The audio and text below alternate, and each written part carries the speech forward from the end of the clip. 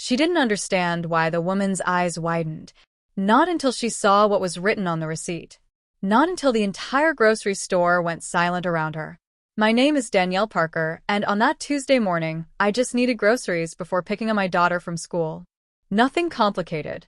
Nothing dramatic. Just a regular day in Charlotte, North Carolina.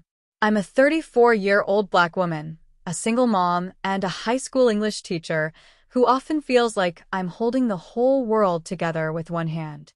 Bills, lesson plans, lunches, carpools, all of it managed with a tired smile and too much caffeine. The grocery store I went to was 5 minutes from my apartment. I'd been shopping there for years. The aisles felt familiar. The workers knew my face, and I liked it that way. But that morning, everything felt tense. People stared longer than usual.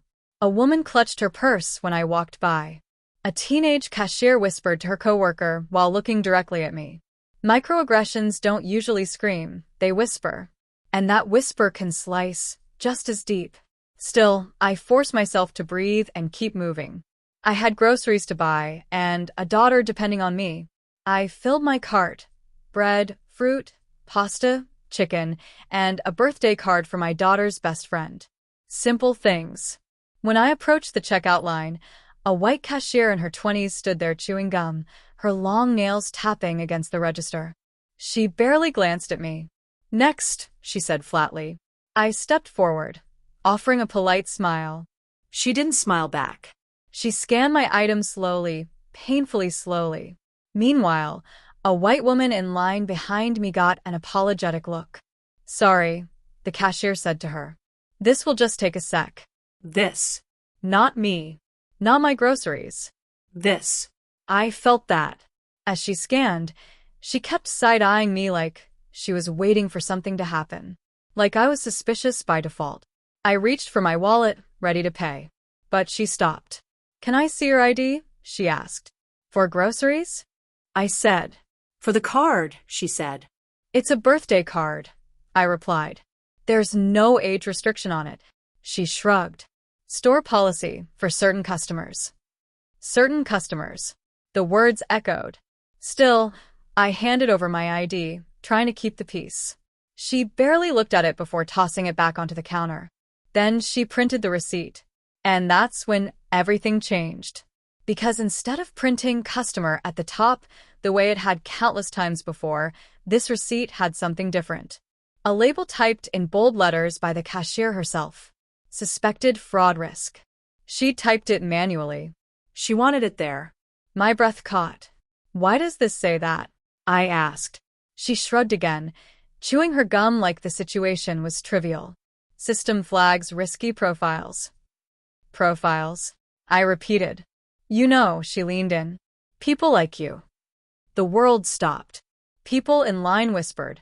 A man laughed under his breath. Someone took out a phone and started recording.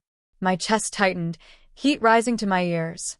"I paid with a debit card," I said, voice trembling. "There's nothing fraudulent about that." The cashier smirked. "You people always get offended. I'm just doing my job." My hands shook. My heart beat so loudly I could feel it in my teeth. And then she said the sentence that sliced straight through me. "Be grateful I didn't call security." The humiliation hit like a punch. I could feel tears pushing forward. Angry, frustrated tears, but I swallowed them back. I wasn't going to cry. Not in front of these people. Not for her. My voice was low, steady, but shaking. "I'd like to speak to a manager." The cashier rolled her eyes, so hard I thought they'd get stuck. "She's busy." "I'll wait," I said. "You'll wait forever," she muttered. The white woman behind me chimed in. "Sweetie, maybe you should just let it go. You're holding up the line." That did it.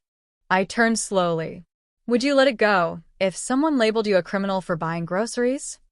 She opened her mouth, then closed it. The cashier scoffed. "Drama queen," she said under her breath, but loud enough for everyone to hear. Then, from somewhere near the front of the store, a voice shouted, "Who's the customer asking for a manager?" A tall black man in a crisp manager's uniform walked toward us, his stride purposeful, eyes scanning the crowd. The room shifted instantly. You could feel the discomfort ripple through the customers. The cashier stiffened. Oh. Mr. Lewis. It's not. He held up a hand. Let the customer speak. For the first time, I felt someone in the room actually see me. I handed him the receipt with trembling hands. He read it. Twice. His jaw tightened. Did you write this? He asked the cashier. She crossed her arms. Yeah, because.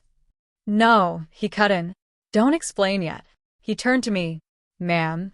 I'm so sorry. This is absolutely unacceptable. Then he turned to the cashier again. What made you think this label was appropriate? She shrugged. Because it's standard procedure for suspicious customers. Suspicious, he repeated. The cashier hesitated. You know her type. Gasps erupted around us. He stepped closer to her. Say it clearly. She swallowed. Black customers. Silence. Heavy, electric silence. The entire store felt the weight of those words. Mr. Lewis took a long breath, steadying himself. You're fired. The cashier's mouth fell open. What? For what? She's overreacting. No, he said sharply. You violated store policy, you racially profiled a customer, you fabricated a fraudulent label, and you humiliated someone doing nothing wrong. He pointed at the cameras above us. It's all recorded, he said. Audio and video. The cashier looked around desperately for support. No one moved. Not a single customer defended her. She grabbed her things and stormed out, muttering insults under her breath as the automatic doors closed behind her. Mr. Lewis then turned back to me, expression softening with genuine care. You should never have been treated this way, he said. I would like to personally apologize. I nodded, still shaken. He took the receipt from me and tore it in half. We're comping your entire purchase today, he said. And I'd also like to offer you a $200 store credit. This is not who we are as a company. A few customers began clapping. Others murmured apologies or gave supportive nods. Then something unexpected happened. The woman who told me to let it go stepped forward, eyes shameful. I shouldn't have said that, she whispered. I judged you before I even understood what was happening. I'm sorry. I simply nodded. Not out of forgiveness, but out of grace. When I walked out of the store, bags in hand, the sunlight felt different. Warmer, brighter. Almost like the world was saying, you stood your ground. I sat in my car for a moment, letting the air conditioner wash over my face as the emotions finally spilled. Not weakness, release. Because that morning reminded me of something powerful. Black women don't just endure racism. We survive it. We rise above it. We speak our truth even when our voice shakes. And sometimes the world listens. Sometimes justice shows up. Sometimes people grow. Sometimes the story flips in ways you never expect. If you're hearing this, remember to stand up for yourself, for your dignity, for your humanity. You matter. Your voice matters. Your presence matters. This is the Black Diaries. If this story hits your heart, don't forget to like, comment, share, and subscribe so our stories reach the world.